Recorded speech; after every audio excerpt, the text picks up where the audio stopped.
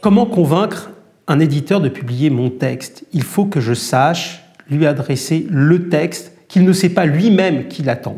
En réalité, les éditeurs ne savent pas véritablement ce qu'ils veulent. Il s'opère dans le mécanisme de la lecture une forme de coup de cœur qui ferait qu'un éditeur ne veut pas passer à côté d'un texte. C'est cela qu'il faut réussir à susciter dès votre envoi.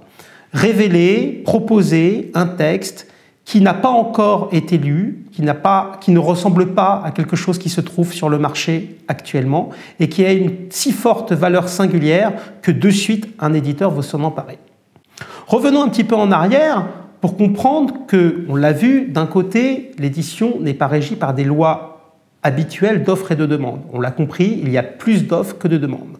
Néanmoins, l'édition répond aux lois du marché, c'est un secteur économique et comme tout secteur économique, il doit être dynamique, concurrentiel et inventif.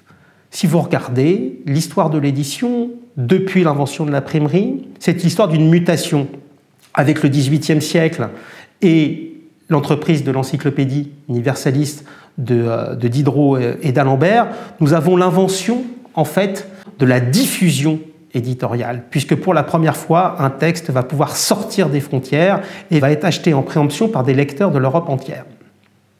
Au XIXe siècle, le siècle d'or des éditeurs, l'édition va se structurer. Et elle va se structurer en inventant plusieurs choses. On peut retenir 4 choses qui sont intéressantes. Je me permets de les signaler parce qu'elles sont encore à l'œuvre aujourd'hui.